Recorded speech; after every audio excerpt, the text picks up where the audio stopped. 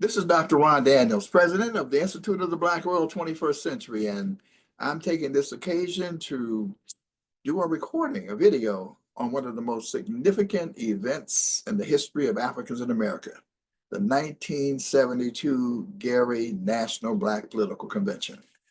Why am I doing this? Played a very significant role in this process, but here lately there have been calls. Last year or over the last couple of years, Mayor Baraka has called for it, the son of Emiri Baraka, who was absolutely instrumental and indispensable to the process. There have been other groups. There was a commemoration by Movement for Black Lives a few years ago. And in this current moment, with the election of Donald J. Trump, the Orange Man, AKA Agent Orange, and people are saying, hey, we need a Gary style convention. And so, I thought it would be important to share some information about it because cross-generationally, there's a lot not known about what happened over 50 years ago. And I was very much in the middle of it. So I'm pinning this, it's nation time, right? Or I'm asking the question, is it nation time again? Why am I saying that?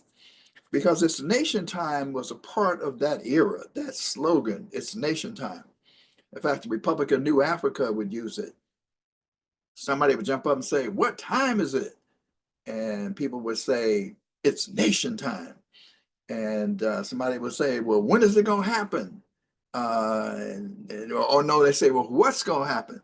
It said, land going to change hands, meaning we're going to take the land. And people would say, when? Now, right? That was kind of how that would roll. And then Emiri Baraka, brilliant poet, playwright. He had a poem called "It's Nation Time." I mean, the language is a little raunchy and so forth, but it is bad. He talked, it is nation time. And man, that was just so, it's nation time. And it became one of the most memorable moments of the Gary National Black Political Convention, as I shall share with you as we roll. So I'm going to take my time, really. It took me some time to put this together because I didn't want to miss anything. I wanted people to have a full sense of the significance of this convention. It was a powerful gathering. And it was one of the most significant gatherings, as I said before, in the history of Africans in America. It was in the tradition of the great Negro colored people's conventions in the 19th century. I have not the time to go through all of that, but Frederick Douglass, Martin Delany, many of the quasi-free Black leaders were grappling with the question of what do we do next? Do we stay? Do we leave? How do we relate to the United States of America? And there was a series of these meetings that were held that were powerful meetings. The background of the Gary National Black Political Convention, it didn't just like most events, it didn't just sort of occur. There was a context for it. The context for it really was the coming out of not coming out of, but maybe even as an outgrowth of the civil rights, human rights movement, the Black freedom struggle.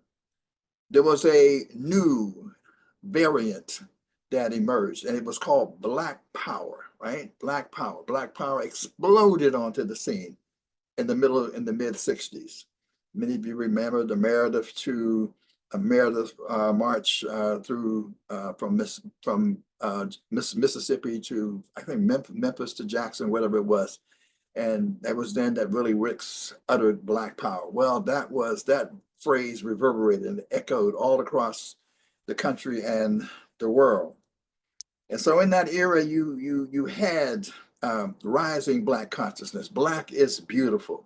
The Black arts and culture movement, which Emiri Baraka was very much a part of. Hakeem Adabubi, Sonia Sanchez, you go on and on and on. Dudley Rand, you go on and on. And, I mean, an explosion of Black is beautiful, Black consciousness. Elambe Brath with his Black is Beautiful concerts and so forth in New York.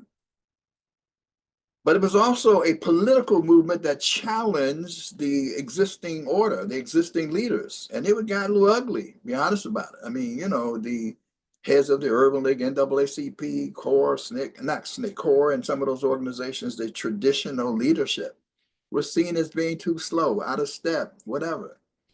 And though I must say, always a kind of love for Martin Luther King because he was sort of different in many respects.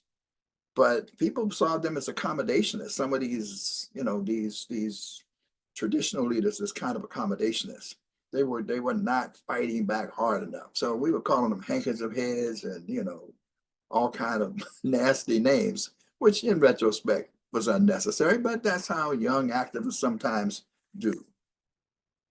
But in 1970, it was Amiri Baraka who convened the Congress of African People in Atlanta, Georgia at Morehouse College. Without the Congress of African People in 1970, there would have not been, I don't believe, a Gary in 1972. Why? Because we could not have brought together that broad spectrum of people that came to Gary. I mean, Baraka, who was the founder of the Committee for a Unified Newark, that was his base organization.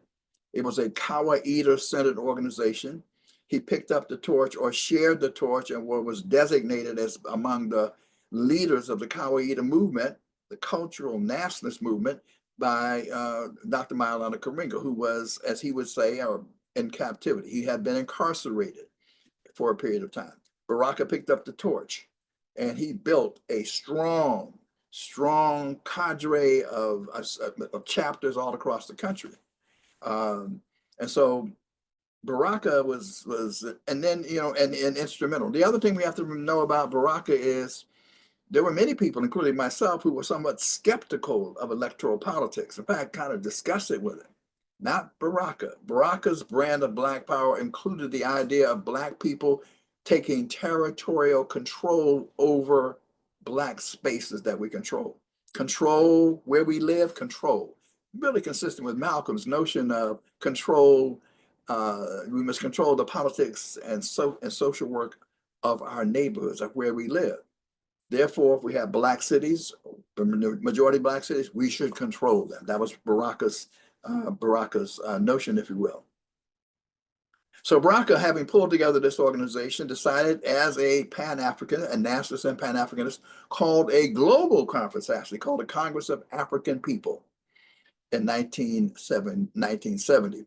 Actually, what Baraka also moved to do, even within the nationalist Pan-Africanist movement, was to create an operational unity, a united front, if you will, because the Committee for a Unified Newark was a unitary organization. That was his organization. He was always a proponent, as was Kwame Ture and others, of operational unity or a united front. So the Congress of African People brought together not all, but many nationalist and Pan-Africanist organizations together. And I was privileged to be one of the organizations coming out of Youngstown, Ohio, Freedom Incorporated, that was a part of the Congress of African People. Actually, I ended up being on the executive committee of the Congress of African People. So the Congress of African People then convened this global conference, bringing people from all over the world. There were not a lot of people from all over the world, but there were some. Most notably, people came all the way from Australia. I will never forget that. Aborigines came all the way from Australia to be a part of it. But here is the secret sauce, the important sauce.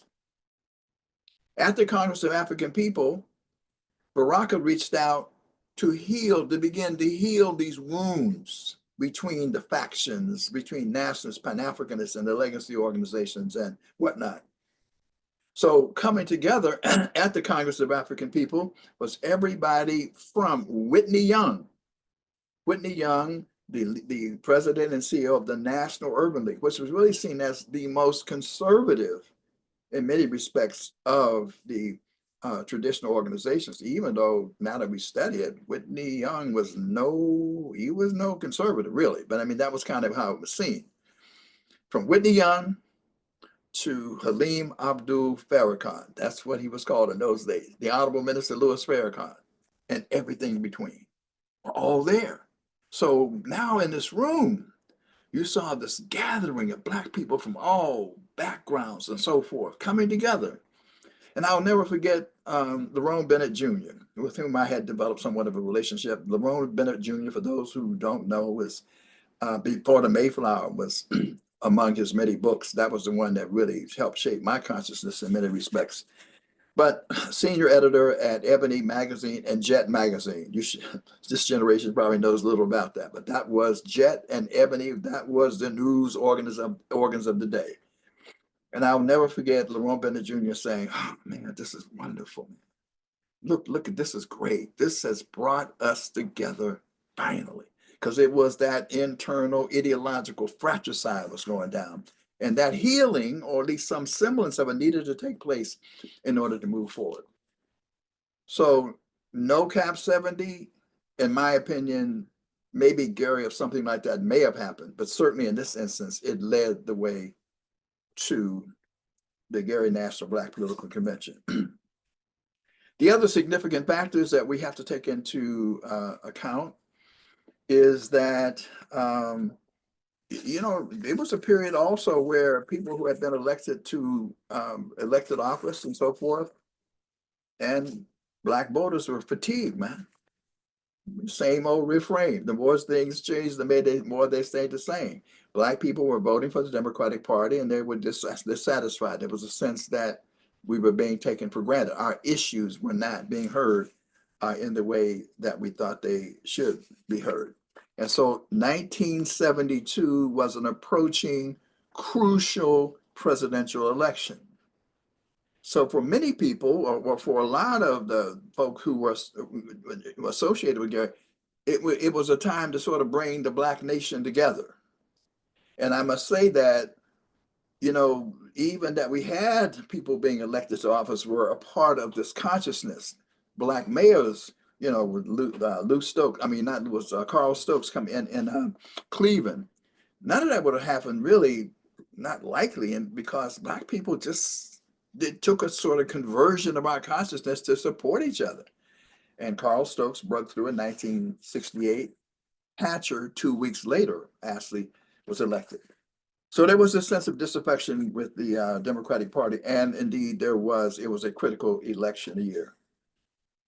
So a combination of three great leaders of that era came together and issued a call. Those three leaders were Imam Umar Baraka, who I've just described, and in terms of who he was and his role. I mean, one of the most brilliant poets and playwrights, but someone who then went into the political sphere, disciplined, strong, powerful, without question.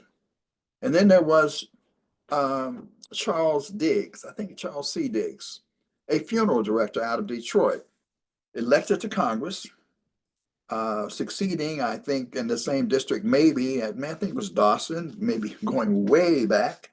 Dawson may have been Chicago. But anyway, he came out of Detroit. But the sting was because he was Mr. Africa. He was the chairman of the House Subcommittee on Africa. That has, over the years, been a powerful voice for advocating for Africa. This lets you know what was going on in that period, because now, Africa was looming larger than it had been in recent time, front and center in terms of the newly formed Congressional Black Caucus. It was just young. And of course, Diggs headed that. And then there was Hatcher. And Hatcher was a bad brother. All of them were bad. But Hatcher, was, Gary, Indiana. He's a lawyer, but brilliant, bright, smart, sharp, and committed to the liberation of Black people, without question. A progressive, no moderate. He was revolutionary in his own way and his own ideas. So these three issue a call for a national Black political convention to come to Gary, Indiana. And of course, they were pretty clear about what they saw as a principal goal. But it was something new for many of us, because what they were saying is, we got to stop voting for these politicians just because they sound good, look good, can make the most important speeches or the most dynamic, charismatic speeches. What is our interest as Black people? In other words, what is the agenda? The notion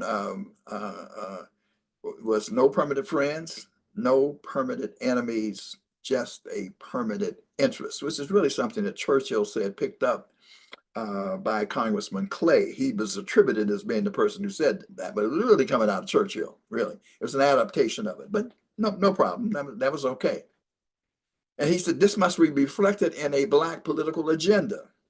Our people need to come together to develop a Black agenda, and that Black agenda is to be utilized as a tool to select candidates, to measure where do you stand. If you will, that's fine. If you're not, we don't care how what your color is, how brilliant you are, how charismatic. No, you got to agree with our agenda. And our people should be trained and oriented in a process of developing an agenda to reflect our interests. Our people should be involved in that process.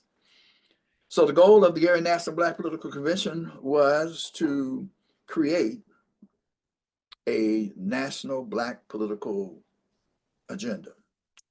And of course, this agenda would be adopted and developed by the people. That would be the purpose of the convention.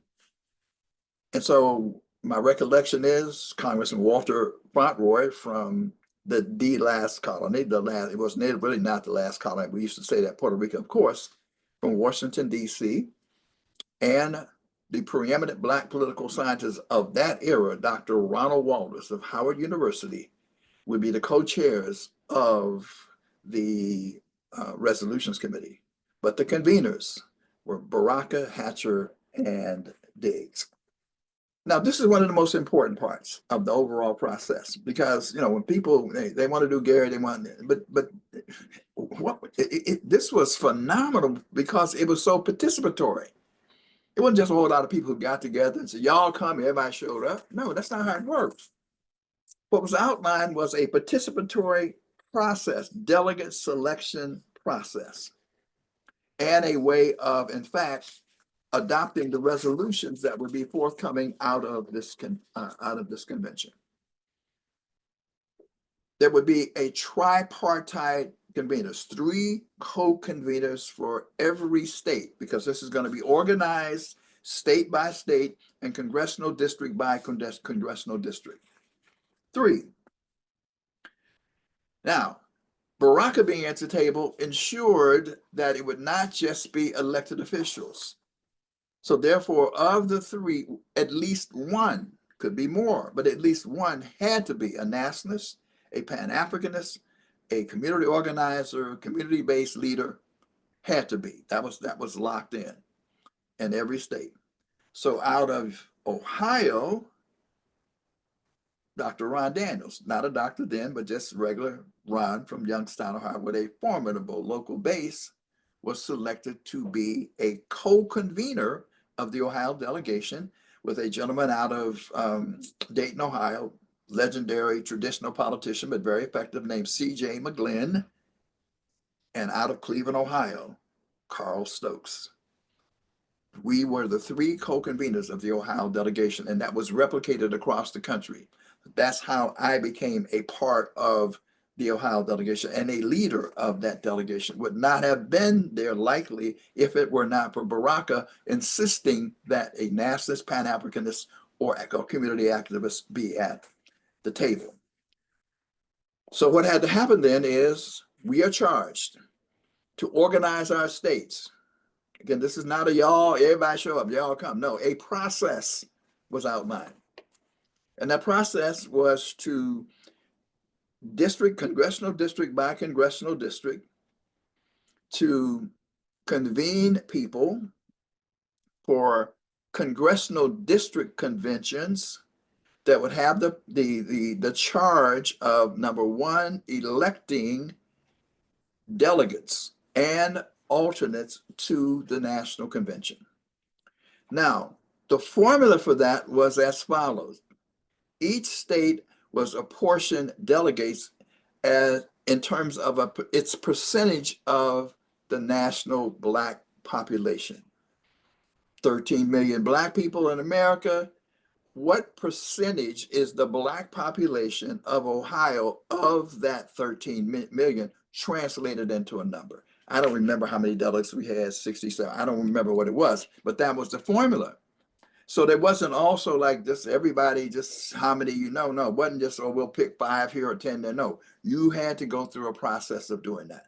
And then you had delegates and then alternates. And that was great because we had to engage with each other, debate, discuss, and then select who would be at the table.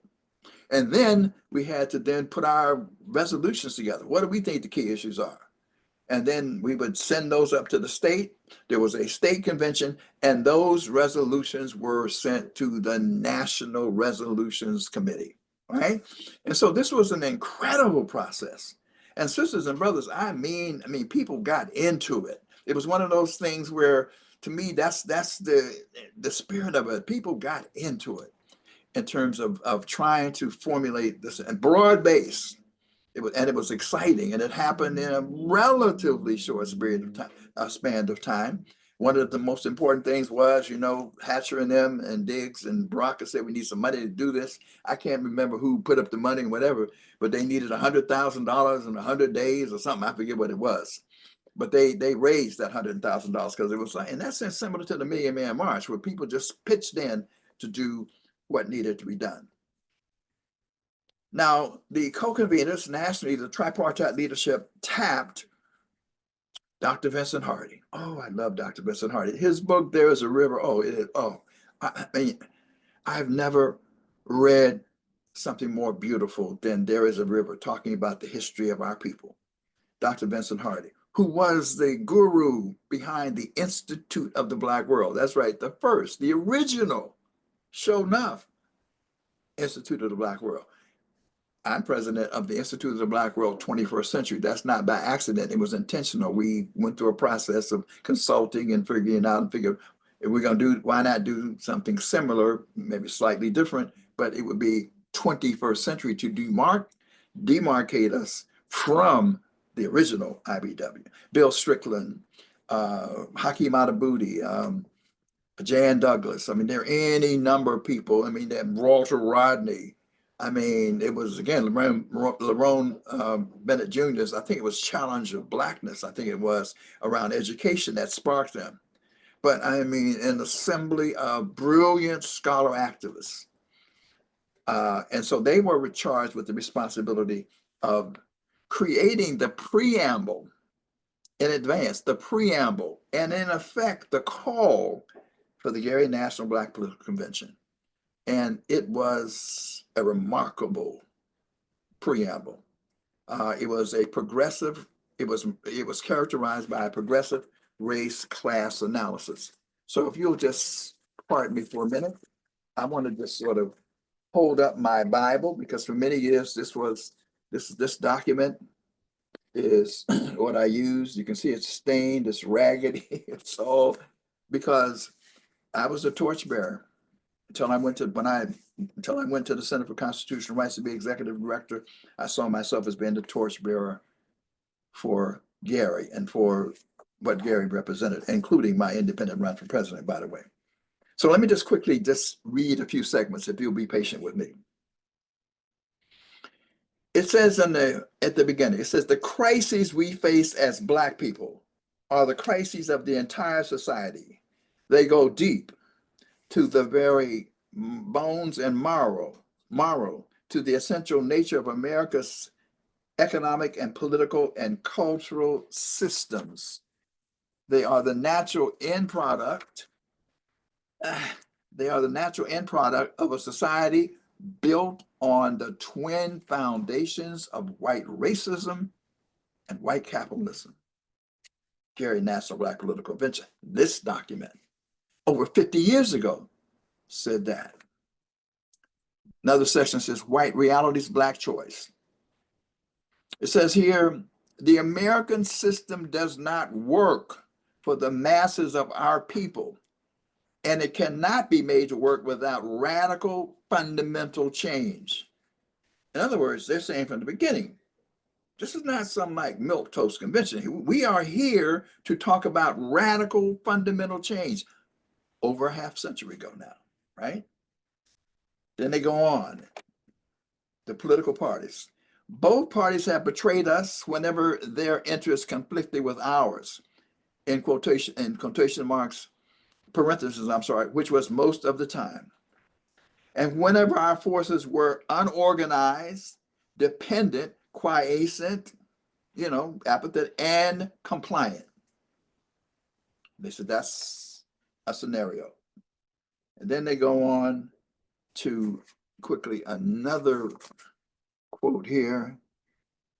These crises are basically based on flawed economics and politics and cultural degradation. And here is a major challenge. It says the new, not old, the new black politics must come, the new black politics which must come to birth. If we are serious, it says the new black politics, I'm sorry, if we are serious, the politics of Gary must accept major responsibility for creating both the atmosphere and the program for fundamental, far-ranging change in America. Such a responsibility is ours because it is our people who are the most deeply hurt and ravaged by the present systems of society. And I guess I'll read this last one. The challenge is thrown down to us in Gary. It is a challenge to consolidate and organize our own black role as the vanguard in the struggle for a new society, not the same old society. The document is a progressive race class analysis. Now back in the day, half a century ago, today it would include gender, sexual orientation, as we have evolved. But for its period, that's what that document, the document proclaimed. So that was the call, and that was the document. That was a charge that was issued, and there were some little known factors I also just wanted to quickly note, because a lot of nationalists and Pan-Africanists didn't really want to go to Gary because they were skeptical about black politics in the way that activists tend to be. You know, you had Occupy Wall Street, but we don't want to get all of that messy electoral stuff. And there was skepticism that we don't, not and particularly there were two really in nationalist camp, two major figures in this time.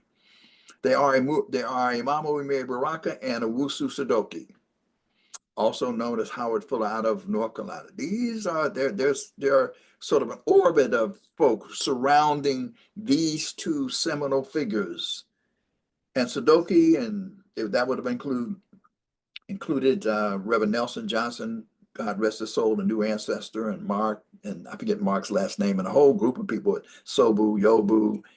You know, they were not too interested in this issue of electoral politics.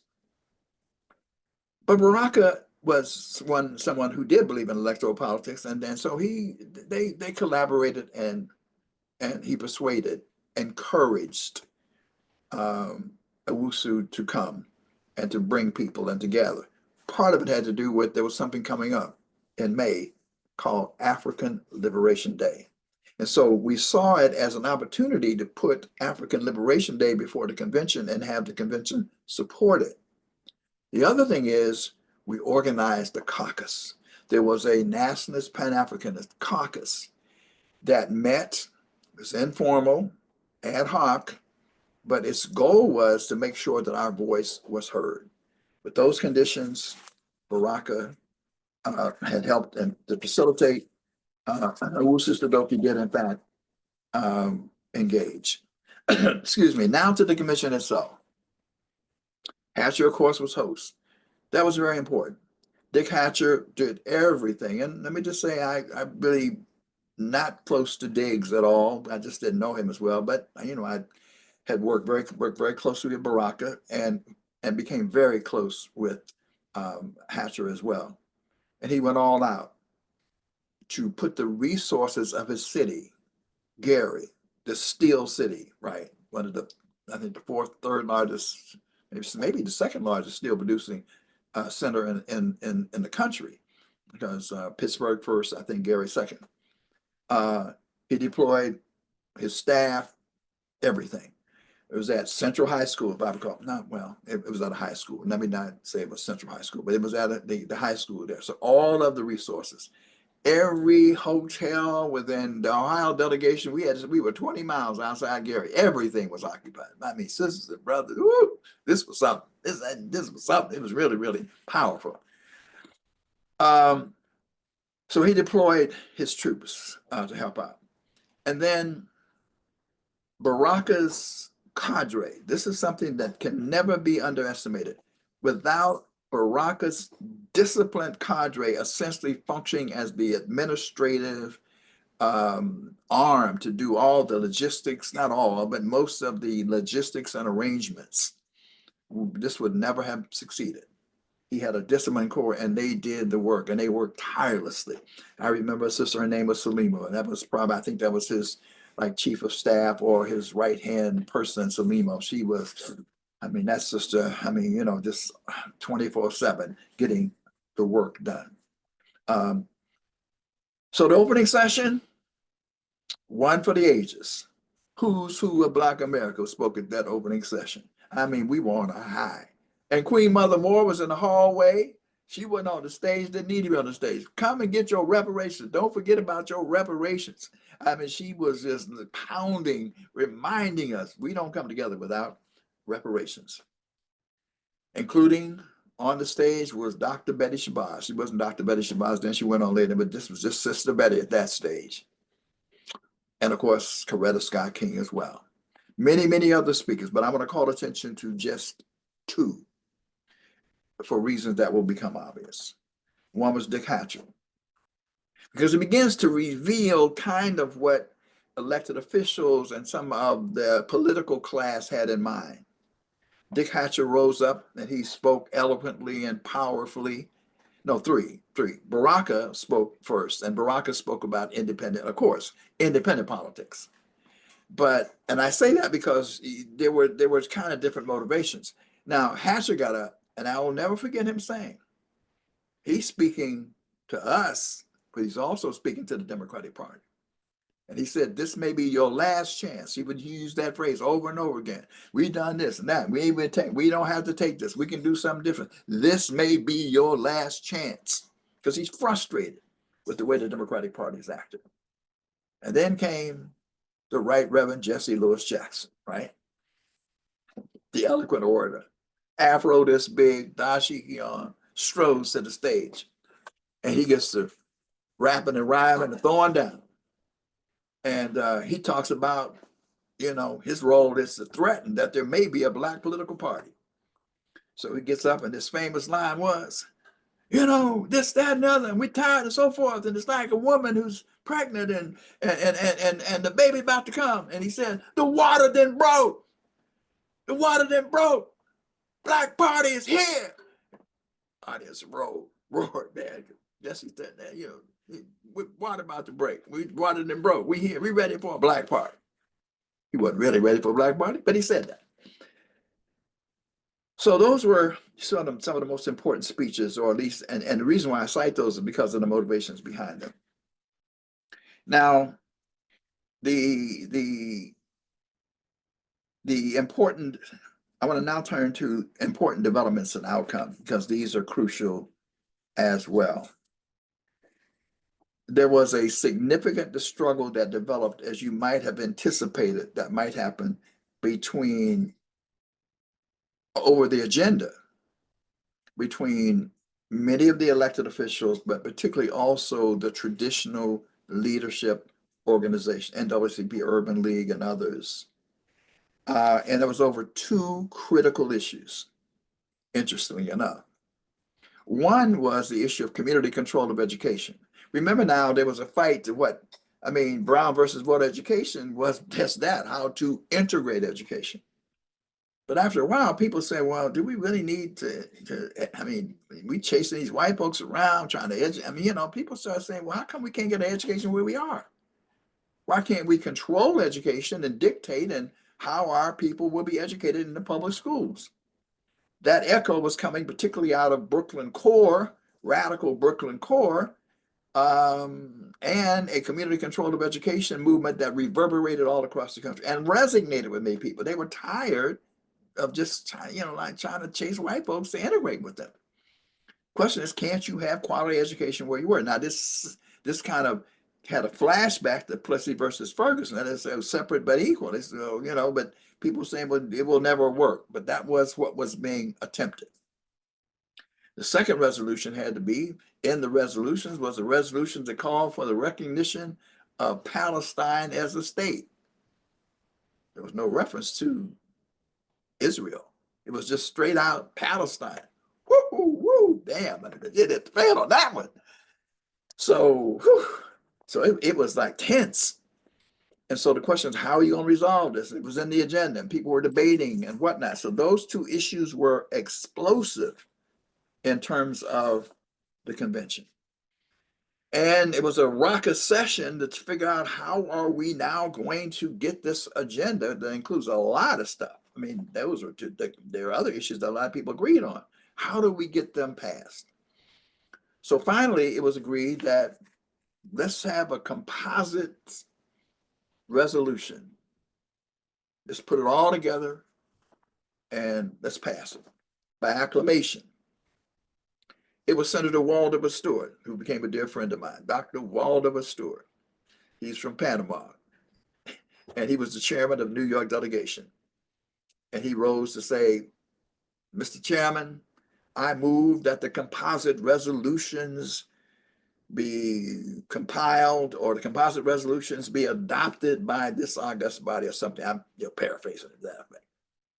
And I don't know who did the seconding. It might have been Ohio. I'm not sure, but it was seconded. And when that hit the floor, all hell broke loose. Because Coleman Young, who would become the first Black mayor of Detroit, strong ally and leader within the United Auto Workers. You can imagine how influential the United Auto Workers would be in Michigan.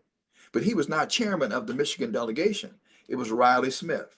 Riley Smith was a Black nationalist, progressive nationalist out of Detroit. Good brother, known him for years and years. Riley was the chairman.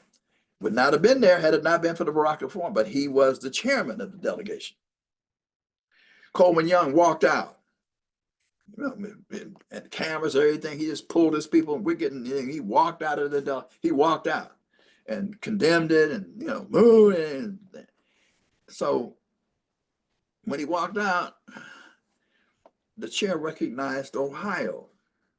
And a voice out of Ohio said, but Mr. Chairman, Michigan hasn't walked out.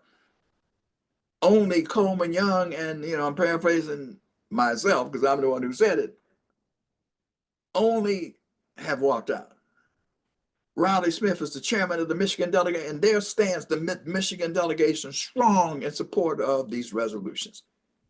When I said that, the convention exploded. It's nation time. It's nation time. It's nation time. It just engulfed. It just exploded. It was one of those moments, but not without consequences. Because Coleman Young was an influential person, right? And then the next day on the news programs, people were scrambling to get on NBC and whatever the networks were. Saying, we don't agree with the resolution on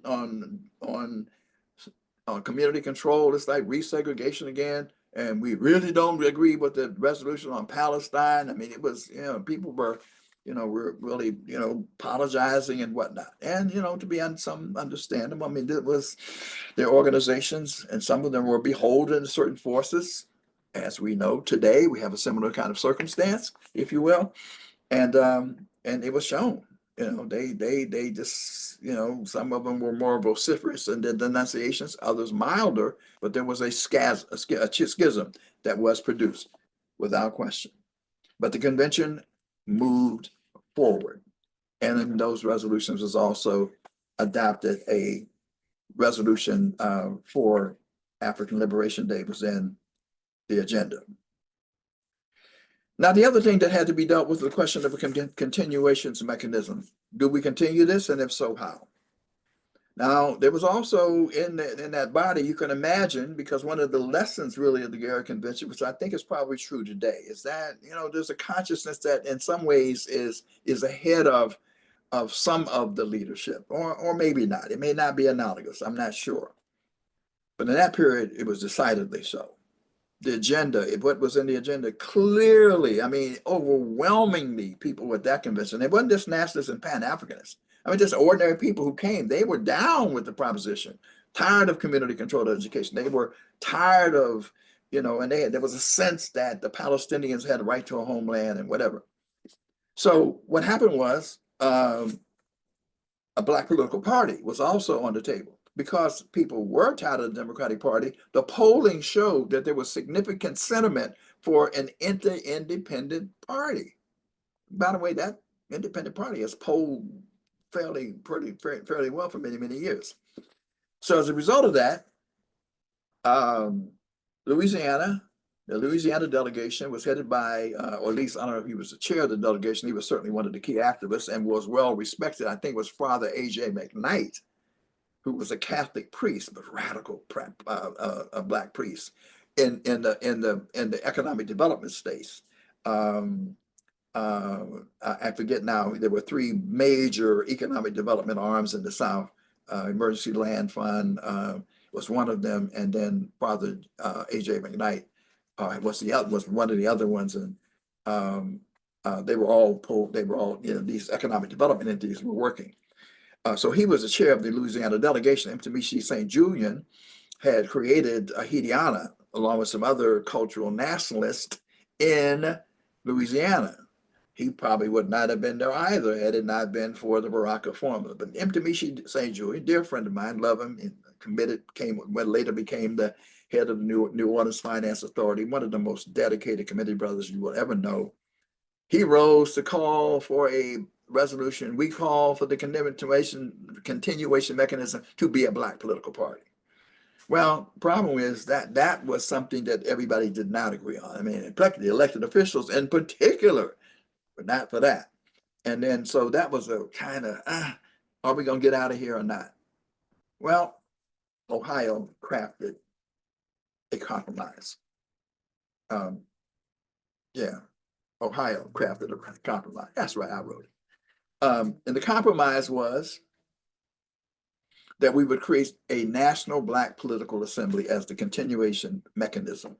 And of course, we were going, because when you went to convention, they had the signs and everything, and people were going back and forth and negotiating, that kind of stuff. And there would be a tripartite leadership. That tripartite leadership would be Hatcher, Baraka, and Diggs. That would stay in place. Diggs would be president of the Black Political Assembly, or the body that would have X numbers of representatives that would come to an assembly that would meet, again, based on population. So Ohio would have so many, Michigan and Pennsylvania and whatever would have so many seats. Then there would be an executive committee, executive political council, which would be headed by Hatcher. And then there would be a secretariat. And that secretariat would be run by Baraka, which was a wise decision because the secretariat would be the backbone to make sure you had the administration. So that was adopted. That resolution was, in fact, adopted to move the National Black Political Assembly forward. Now, so, we got out of Gary, and it's important to note that we met. The first meeting of the Black Political Assembly was, I think, in Greensboro, North Carolina. It was in North Carolina for sure. Yeah, I'm pretty sure it was. And we amended the resolution on Palestine to say that the Palestinians should have a homeland, to defend and advocate for the right of self-determination for the Palestinian people, which meant recognizing Israel and its right to exist, but demanding that there be a homeland for the Palestinians. In essence, a two-state solution. Now today, that's like the deal. It wasn't then. Oh, no. And then that was a radical position a half a century ago, which shows you how things have evolved over time. The other thing that happened was, of course, as I said before, I didn't go to Miami, but a whole lot of them Black politicians, that's what the whole idea of the agenda was. We going down to the convention and say, we didn't met, you saw it all on television. Woof, woof. We met with the Black people. We got an agenda. Here it is. And we want it to be adopted. and they used it as leverage. McGovern was the candidate. Now, I can't recall, but there were some concessions that were of some importance. I don't remember what all of those were. We have to go back and sort of do that research.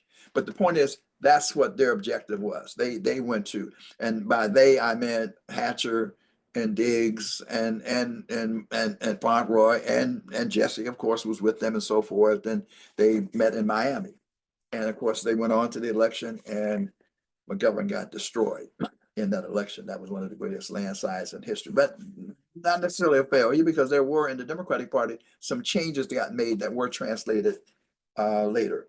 So it's important to cite these outcomes after the election. The other thing that needs to be pointed out is that tensions remained inside of the assembly, and this is important even for today, the tension between elected officials and the nationalists and Pan-Africanists. And quite frankly, most of the elected officials headed for the turnstiles. They were not interested in this kind of coexistence with, because they saw themselves as being the political leaders. That by definition, to be elected and be a Black elected official is to be a politician. Some of us disagree. There were those who did stay, however. Hatcher remained for a while, and Diggs, along with names I want to call out: Hannah Atkins, who was the Secretary of State of Oklahoma; State Senator Lois D. Berry of Tennessee, who ultimately became the Senate pro tem of the Senate, which was important. I mean, that was, now Tennessee has gone backwards compared to that time. There was a mayor from Seaside whose name I forget. And there was also a strong brother from Houston, Texas. I also don't remember his name. And there were others. There were other elected officials who did stay, right? But it was not, I would say the vast majority abandoned and went for the turnstile. The other thing that people should know is it was Gary, but there were 3 other political conventions that occurred after that. 2 years later, there was Little Rock, the Little Rock Convention. Little Rock, to me, what I remember about Little Rock are 2 things. Mayor Jackson, the mayor of Atlanta, was strong. He was still, sympathetic, empathetic what we were doing. He was strong. And then there was Ronald B. Dellums, my man, one of the most progressive figures of the era. And my suspicion is Conyers was still around too, because Conyers he was not going to abandon on the basis of these kind of fractious things. But Dellums on that spot, he rose to the podium because he too was dissatisfied with the Democratic Party. It was not dealing sufficiently with issues of the defense budget and using those resources, to help fund social programs and whatever. He was on the left. And he talked about, I rise to pose the vital alternative. And Dellums was so eloquent. He was so powerful. And he had that poise about him too, that kind of charisma. And he was brilliant in terms of his ability to articulate ideas, posing the vital alternative. And then I just have to throw this in, Reverend Jesse Jackson is my dear friend. I was deputy campaign manager for him in 1988. But Reverend Jackson he had this habit, man. He would just take over. He just walk in. He wanted to be the center of attention, that and so forth. He's brilliant, bad, looked handsome, daring, dashing, all that stuff. But we put the program together. We didn't invite him to be on the program, on the platform. He was not a speaker, even though he had spoken at Gary. Jesse didn't give a damn. We looked up, and in strode down the aisle Reverend Jesse Louis Jackson. And this shows you something about popular acclaim that would later be a part of his run for president of the United States. Didn't matter what we said. In the minds of the people, Jesse Louis Jackson was one of the most prominent leaders, if not the most electrifying and powerful leaders. Because he walked down the stage and people erupted. I mean, they just welcomed him. He just walked up on the stage. And he was nice about it, Hey, I don't need, problematic at the level of charisma, absent process, but I'm just saying that is one of the things that happened. Of course, he's my brother and whatnot, but that was a memorable moment. Little Rock, 1974, 1976. By 1976, we're straining to keep the assembly together. A lot of the elected officials have defected. Dr. Ronald Walters and I and others come up with what we call the 76 strategy. Walters had always been a proponent of an inside strategy in the sense of running a candidate for president of the United States. His thesis about blacks and presidential politics is that you always, if you have a major constituency like black people, you always run a candidate and you aggregate your delegates and you use those delegates as leverage. That was Ron Walters' essential point. But in this instance, he was willing to break to say, we now need to run an independent candidate for president. We need to run our own candidate. And so we adopted and came up with what we call the 76 strategy. In that 76 strategy, we identified at least 4 people that we wanted to try to persuade to be the candidate. Dick Gregory was one. Dick Gregory had already run for president once. John Conyers, who we had great affinity for. Julian Bond, and yes, the Honorable Ronald B. Dellums. Well, Dick Gregory, I don't remember, the sentiment was really strongest around Julian Bond and Dellums. And, there was not much interest on the part of Conyers. Hatcher's name may have also been in the mix, but he was not going to, it would have been problematic for him, perhaps. So really, it ended up boiling down to Dellums. And man, I mean, we came out. Oh, and I guess I should have said is in the interim, in 1974, Congressman Charles C. Diggs decided to resign and to, vacate his position. And so if you look at the assemblies that were out there, Ohio had the strongest of the black political assemblies. I can document that, but there were other strong assemblies. Pennsylvania was strong, Illinois was strong, Dr. Conrad World, people like that. Louisiana was very strong. Texas was reasonably strong. But Ohio was formidably organized. I mean, we were just, there was a lot of history behind that. So I was nominated to be, I'll never forget, I think it was on November 12th, 1974 in Columbus, Ohio. His brother named John Warfield, the chair of the Texas delegation, accompanied by Mickey Leland, Congressman Mickey Leland, who unfortunately died in a tragic accident thereafter, came to Columbus, and I was nominated to be president of the National Black Political Assembly and was elected to succeed Charles C. Diggs. So then now I'm interacting with Baraka and Hatcher in the tripartite leadership. So we decided to go to Cincinnati, Ohio, stronghold, and for the convention. And by that time, Hatcher says, I don't think I can roll with this idea of an independent candidate. I'm with the Democratic Party. And I'm not saying that negatively. He was just saying, that does not seem to be a viable route. Julian Bond declined, even though we thought he was going to do it. There's a story behind that I will tell later. I actually stood in his driveway to get him to sign the petition to get on the ballot in Ohio. But he declined and let us know through the news. But Dellums had expressed an inclination to do it. And this is a longer story, but he was advised in retrospect correctly that this would be suicide if he did this. He would have no future in the Democratic Party. That the Dixiecrats could abandon, they could do their thing, Strom Thurmond and all of them, and I forget the Dixiecrats, they could abandon and they could come back. But if he did it, because he was black, he would never have a voice in the Democratic Party. He would never have any influence.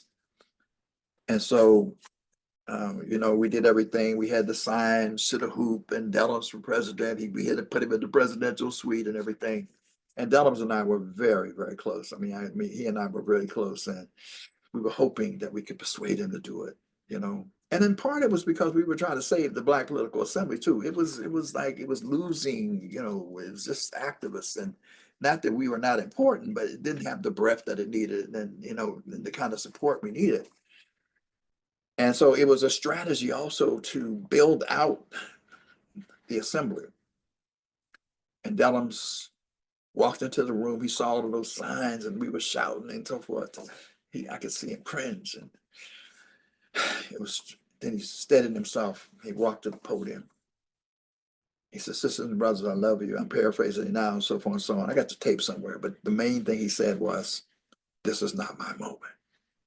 Boy, when he said that, people almost just like heartbroken and almost cried because we had invested so much in him doing it. And we applauded him though, because we love him. And Dellums is one of the great figures of our time. And but that was shattering to us. And I'll never forget sitting with some of us. We were like we just got together. We like cried like babies. You know, I mean, we were so distraught. So that happened, and then of course, you know, we were on our last legs essentially, and so there was no convention 2 years later in '78. But in 1980, we reconvened for the final convention of the National Black Political Assembly in New Orleans. And we came really to say it's time now to move to the next step, next stage. So in 1980, we met, and we declared that the National Black Political Assembly, not everybody was on board. We had to persuade people it was time to move on, that it was time for a Black political party.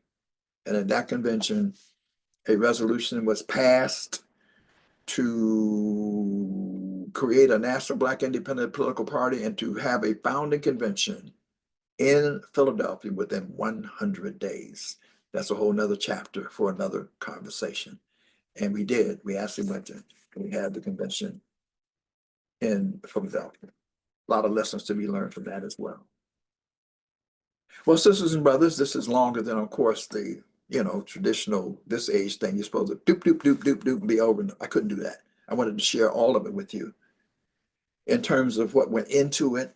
And now let me just tell you what I see are the lasting legacies. First and foremost, out of this process, the whole idea of developing a new Black politics was born. And many of us, even to this day, I wrote extensively, others, Dr. Ntangalizi Sanyika, Dr. Jemedar Kamara, Sister Mashariki Kuradisha, and others, we crafted this whole notion of a new Black politics. Ron Walters was involved in that as well. And essentially we said, no, this politics is more than just being an elected official. It is about, people who engaged in protest, or they're in the political process. Building institutions, part of the political process, particularly if they're oriented towards, policy and whatnot, lobbying, and elections, all of that. So, because you're elected, you don't have a monopoly, a position which we respect, but no monopoly. And then, we talked about the politics of transformation, really, too, that we really should be dealing with that in terms of the whole political process in terms of moving forward. In fact, even back to the Congress of African People, again, that's why these kinds of cross-generational conversations are important. One of the things that came out of the concrete, because we had workshops and a whole bunch of things that happened at CAP 70, was what is the definition of a Black politician? What is the mission of an elected official? Won't go into it, but there was one. The concept of a Black agenda was embedded deep into the consciousness of Black people. So now you hear every election, Black agenda, but that Gary. That's where that came from. The notion of having an interest. Also, the whole notion of formulating that agenda, getting it done. Because for a number of years, a few years, there were, and even there's one or two still residuals. There is still a Western Pennsylvania, out of Pittsburgh, Black political assembly to this day that hung on. But there were, in fact, local, we certainly did in Youngstown, we had agenda conferences. States had agenda conferences. That whole thing about the participatory process of forming an agenda was embedded, not just the agenda. Now people have forgotten about the process and the whole need for organization. That's perhaps what we need to reclaim as a lesson for it. And then finally, of no insignificance, I don't know what the numbers were. I used to be able to quote them, how many elected officials we had before Gary, and then how many we had within a decade after Gary. It was thousands, not a few, not score, thousands of people that were inspired by Gary and was inspired to run for political office and win. That is a lasting legacy that cannot be taken away from Gary. The other thing I just want to note is that 1972, just an aside, was the high watermark for Black nationalism. In that same year, led by Imamu Emir Baraka and Owusu Sadoki. Owusu not as much engaged with Gary as certainly Baraka. But the National Black Political Convention in March, and in May 1972, on May 25th, African Liberation Day, put organizing committee. I was one of the founders of African Liberation Day. That's a whole nother conversation. We put over 25 to 35,000 people in the streets of Washington, D.C., 10,000 in Toronto, Canada, another 10,000 in the streets of San Francisco, and the New Jewel movement of Maurice Bishop rallied around African Liberation Day in Grenada. Before there was a Free South Africa movement, there was African Liberation Day. And on that African Liberation Day, there was Dellums, there was Diggs, there was Fauntleroy, there was Hatcher. I mean, it was they all, not only were they down on the at the Gary, they came and they showed up by the ellipse, well, not the ellipse, on the Washington Monument, 25 to 35,000 strong. And after that, it was Owusu Sadoki and Emir Baraka, who actually went off to Africa to represent us, meeting with heads of state in the spirit of Malcolm. They were the ones that were being met with. The nationalist, Pan-Africanist tendency was in ascendancy. Unfortunately, there were some things that happened later on that tore us apart, but that's another chapter in the discussion. So for today, I would say the current challenge is to define the mission and goal for whatever a quote unquote Gary style convention will be. And I would hope that if it's in the spirit of Gary, because you can always call it something else, if it's in the spirit of Gary, you have to then look at the leadership structure. It was tripartite then. What would it look like now in terms of its composition, right? What will be the role of the elected officials? That is going to be an issue that has to be resolved. Will they be given automatic status? I mean, how's that worked out? How do you overcome the gulf and bridge that we had in Gary? Or is it a non-elected official process? Maybe that could work. I'm not sure, but it has to be grappled with. And then I tell you, this is the most exciting. I would strongly urge you, whomever wants to do this, to have a delegate selection process very similar to Gary, that goes right down, as Joe Madison would say, where the goats can get it, where you have participation and engagement, and people have to debate and discuss with each other, both in terms of, but well, at least in terms of how you get there, and delegates and alternates and that kind of thing. And if it's going to be a political agenda, and I would hope we resurrect that kind of participatory process. One of the things we could begin with is with this agenda. How much of this has been adopted? We're still fighting for DC statehood. This agenda is probably still 50% of it is still relevant. So maybe we start here. But the point I made with many of these conversations is the process is as important as the outcome. Engaging people is important. From a theoretical point of view, I've always argued that elections are not democracy. Participation equals democracy. Strong proponent of that. that we need our people engaged. We suffer for lack of civic engagement, but essentially political literacy, understanding how the system works, even as we articulate in politics of social transformation. I think Dr. Maulana Karenga has said we are realistic, which means we understand the system. But as for reality, we have come to change it. We must change it. But to change it, we have to understand how it works and how it affects us at all levels. So I would hope that that would be an integral part of the process. And then, I mean, the structure of the convention and whatnot, and then the question of what goes on beyond that. Should there be a structure beyond the convention? I would hope there would be, where, somehow or another, you have some form of ongoing process that galvanizes and grabs people. Maybe there's some formations now that maybe are the inheritor of that. Maybe that's the Working Families Party potentially, or some such structure that could absorb that. But you have to have a continuation, I believe. You just can't meet and then like, okay, we did that, done that. No, there must be a way. We need, and this is where I think Ron Walters was so brilliant. I certainly have agreed with. We need an organized. We need a Black political process, a Black political infrastructure that engages in the way that we sort of articulated. And for example, we had a phenomenon of what I call the pop-up Negro.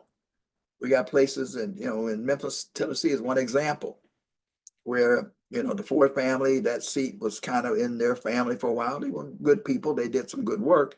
Harold Ford decided to run for governor. I don't know what made him think he could really win with these white rebellious people, but he did, and he lost. And then the question of who succeeds them, and then everybody popped up and wanted to run. Everybody, every Negro wanted to pop up and be the congressperson. Well, you know what happened? And this is happening all over the country. A white person was elected. Happens to be a progressive white person who has been reelected, because that's how we roll as Black people. We will, if you do the job, we tend to probably give you more credit than we would give one of us, and that for reasons of our own still internal insecurity and all that. But it's a good thing that you are righteous and just, that you would continue to support people along those lines. And it's happening all over the country in that way. An internal process would have you have an agenda, have a selection committee, and then we go to the Black community and say, we recommend these two, or that one, or these three. Because there's always somebody laying in the cut, waiting for you to stumble over yourself and then sneak in. We need to be internally organized in order to move our stuff forward.